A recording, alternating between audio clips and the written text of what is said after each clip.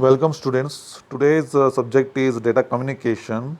In the last session we have to discuss about the error detections and correction.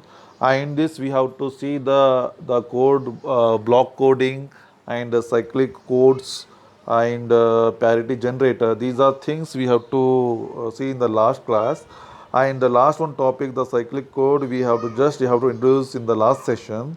So today's we have to explain the detail in the cyclic codes.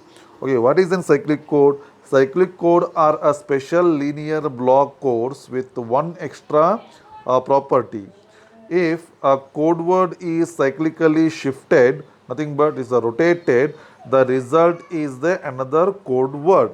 For example, if code word is equal to 10110000, then and we cyclic when you have to apply the cyclic code, the cyclically the left shift, then another code word is 01100001.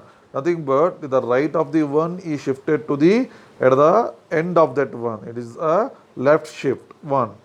Let us see the example. The first word is A0 to A6 and the second word is B0 to B6. We can shifted the bit using the followings.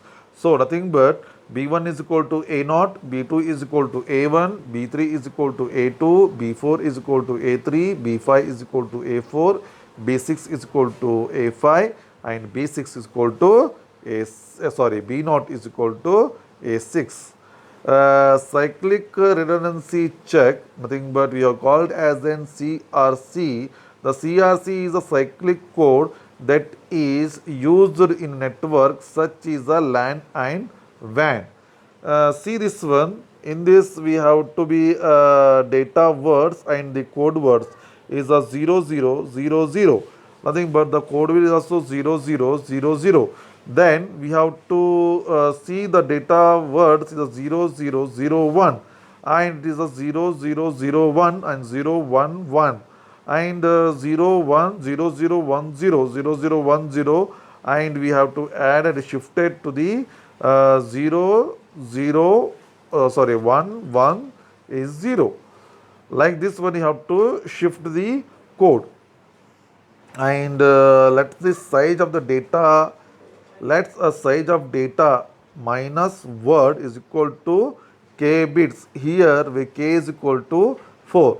The size of code minus word is equal to n bits. Here n is equal to 7. The size of the divisor is equal to n minus k plus 1 bit. Here k minus 1 plus 1.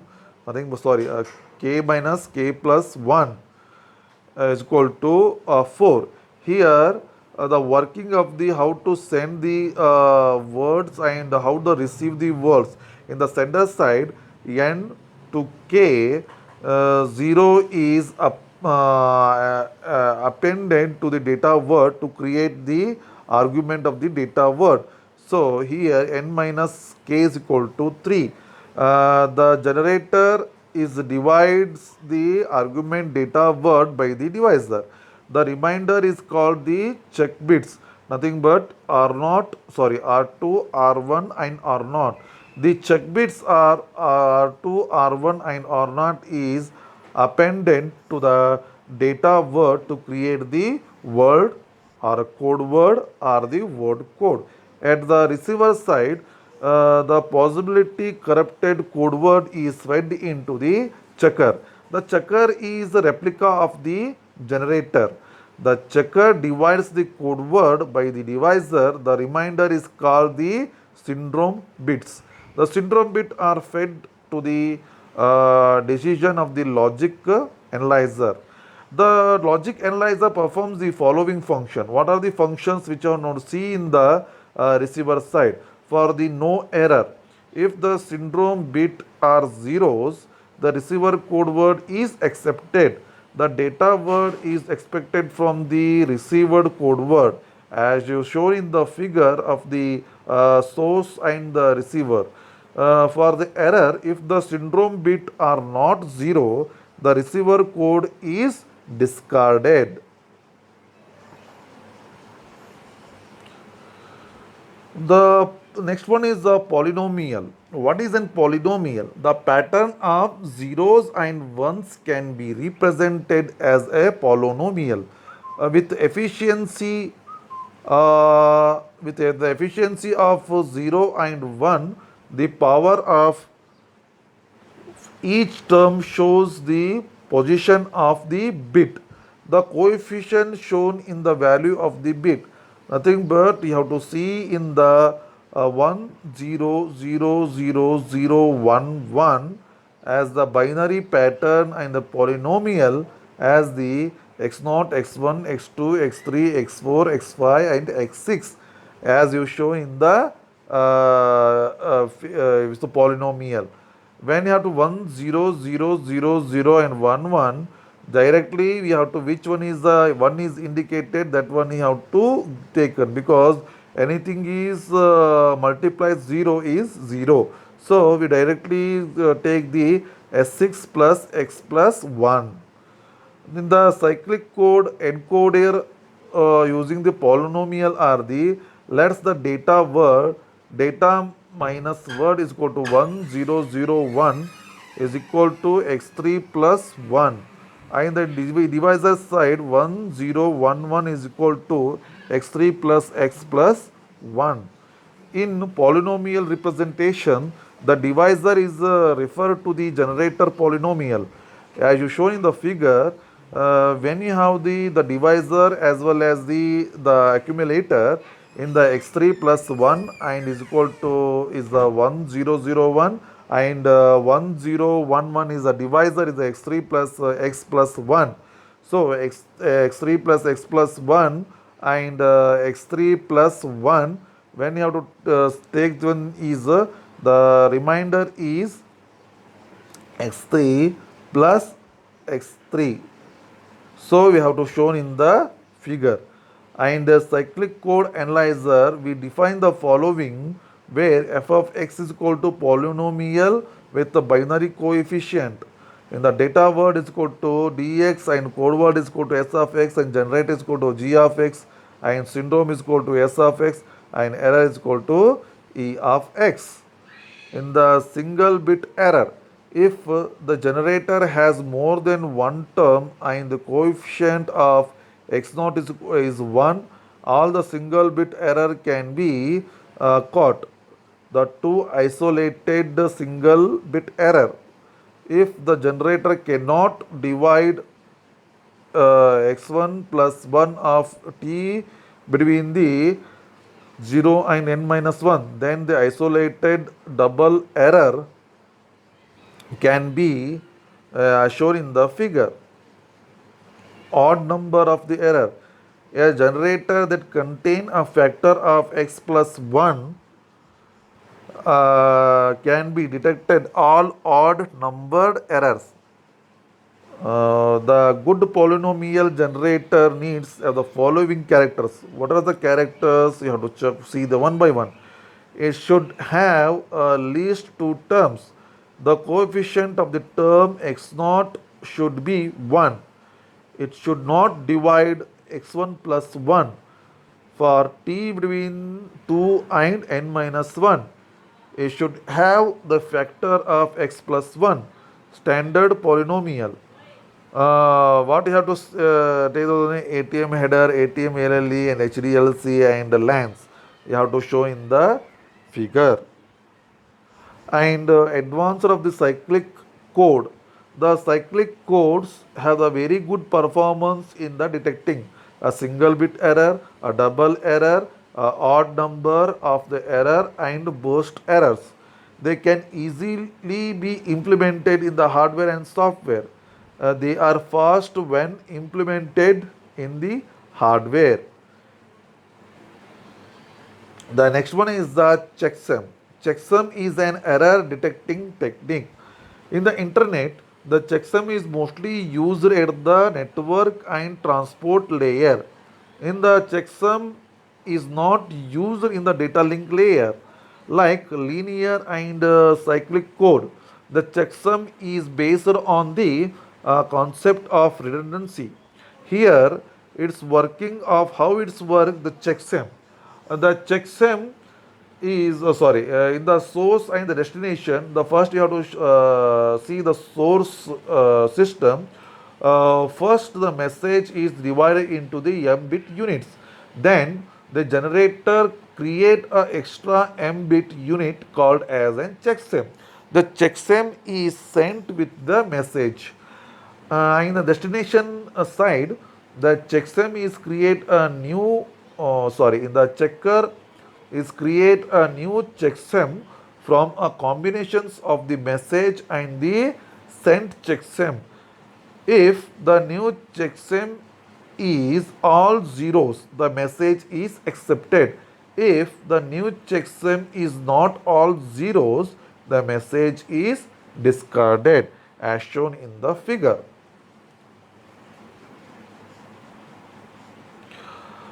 The concept of checksum. Consider one example. Our data is list of 5 4-bit number that we want to send the destination. In addition to sending these number, we send a sum of numbers. For example, the set of number are 7, 11, 12, 0 and 6. We send 7, 11, 12, 0, 6 and 36, where 36 is a sum of the original numbers. If the receiver add the 5 numbers and compare the result with the sum, if the result and sum are the same, the receiver assume no error, except the 5 number the and discard the sum. Otherwise, there is an error somewhere and the data are not accepted. For example, to make a job of receiver easy, if the sender the negative of this sum called as a checksum. In this case, we send 7, 11, 12, 0, 6 is equal to minus 36. The receiver can add all the number is receivers including the checksum. If the result is 0, it assumes the no error, otherwise is an error. One's complement. The previous example has one major drawback. All our data can be between as 4-bit word except for the checksum. Use one complement arithmetic. We can represent the unsigned number between the zeros and 2 to the power of n minus 1 using only a n bit. If the number has more than n bit, the extra leftmost bit need to be based or added to n rightmost bit. The negative number can be represented by inverting all bits. This is a sum same as subtracting the number of 2 to the power of n minus 1. In the sender side, the sender is initialize the checksum to 0 and add all the data in the checksum. The result is 36. However, the 36 cannot be expressed in 4-bit. The extra 2-bit are wrapped and added with the sum of create a wrapped sum value 6. The sum is an complemented the resulting in the checksum value 9. So 15 minus 6 is equal to 9. The sender now send the 6 data items to the receiver including the checksum 9. At the receiver follow the same procedure as a sender. It adds all data items. The result is 45. The sum is wrapped and become a 15. The wrapped sum is complemented by becoming 0. Since the value of checksum is 0, this means that the data is not corrupted. The receiver drop the checksum and keeps the other of the items. If the checksum is not 0, the entire packet is dropped. In the internet checksum, traditionally the internet has been using a 16-bit checksum. The sender and receiver use a 5 steps. What are the steps in the sender side? The message is divided into 16-bit words in the sender side. In the receiver side, the message and the checksums are received. In the sender side, the value of the checksum word is initially set to 0. In the receiver side, the message is divided into 16-bit words. In the sender side, all words including the checksum are added using one's complement addition. In the receiver side, all the words are added using one's complemented addition. In the sender side, the sum of the complemented and becomes to the checksum, a new checksum. In the sum is complemented and becomes the new checksum. In the sender side, in the checksum is sent to the data. If the receiver side, if the value of the checksum is 0, the message is accepted, otherwise it is a rejected.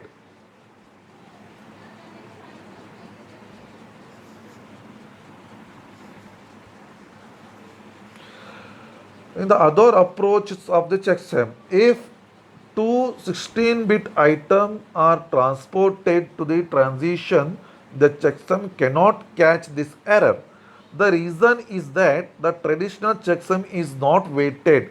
It treats each data item equally. In the other words, the order of data item is immaterial to calculation. The two approaches have been used to prevent this problem. What are those? Fletcher and Adler. The Fletcher checksum was devised to the weight each data item according to its position. Fletcher has proposed two algorithms, 8-bit and the 16-bit. The first 8-bit Fletcher character on 8-bit data and creates a 16-bit checksum. The second 16-bit Fletcher calculates the 16-bit data item and create a 32-bit checksum. The 8-bit Fletcher is calculated over the data octets and creates the 16-bit checksum. The calculation is done module of 256 2 to the power of 8, nothing but 2 to the power of 8, which means the intermediate result is R divided by 256 and the remainder is kept. The algorithm used the two accumulator L and R. The first simply add data items together. The second adds the weight of the calculator. And Adler checksum. The Adler checksum is a 32-bit checksum. It similarly to the 16-bit Fletcher with three differences. What are the differences? The calculation is done on single bytes instead of 2 bytes at the time. Second one is the modules is a prime number instead of unprime, nothing but you have to use one example is 65 5 21 instead of 65 5 36. The third one is L is initialized to 1 instead of 0. And the next one is the prime module has a better detecting capability is the some combinations of data.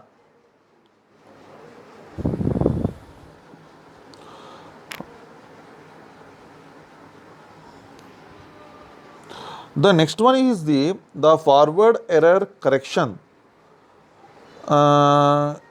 In the retransmission of corrupted and lost packet is not useful for real-time multimedia transmission because it creates an unacceptable delay in reproducing.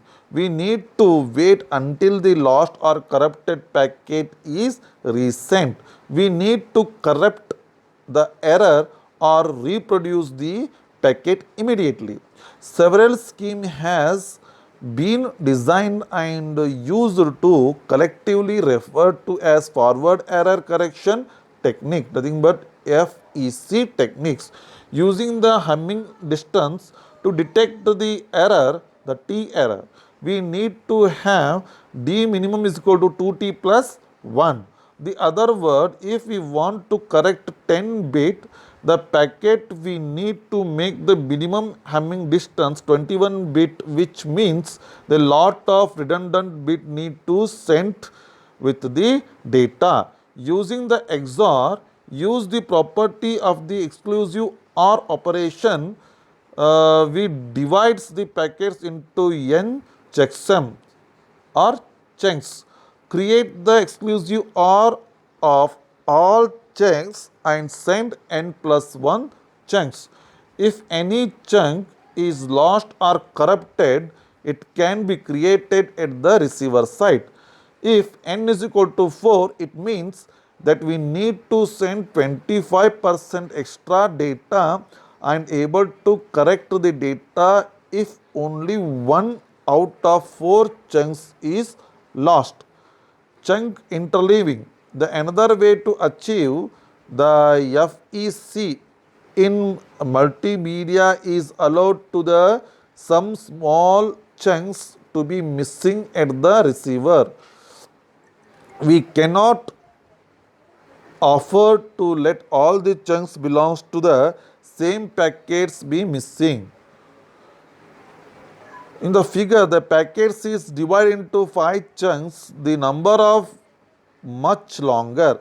Then we can create a data chunk by chunk, but combinations of chunk into packets vertically. In this case, each packet sent carries a chunk from several original packets. If the packet is lost, we miss only one chunk in each packet. Normally, the missing of chunk is acceptable in multimedia communication. A combination combining the Hamming distance and interleaving. The Hamming distance and interleaving can be combined. Firstly, we can create a n bit packets that can correct a T bit error.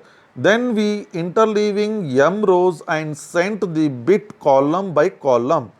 In this way, we can automatically correct the burst error of the m into T bit errors, compounding the high and low resolution packets. Another solution to create the duplicate of each packet with the low resolution redundancy and combine the redundant version with the next packets. For example, we can create a 4 low resolution packets out of 5 high resolution packets and send them. If the packet is lost, we can use a low resolution version from the next packets. In this method, if the last packet is lost, it cannot be recovered, but we use the low resolution version of the packet. If the lost packet is not lost at 1, and the audio and video reproduction does not have the same quality, but the lack of quality is not recognized most of the time.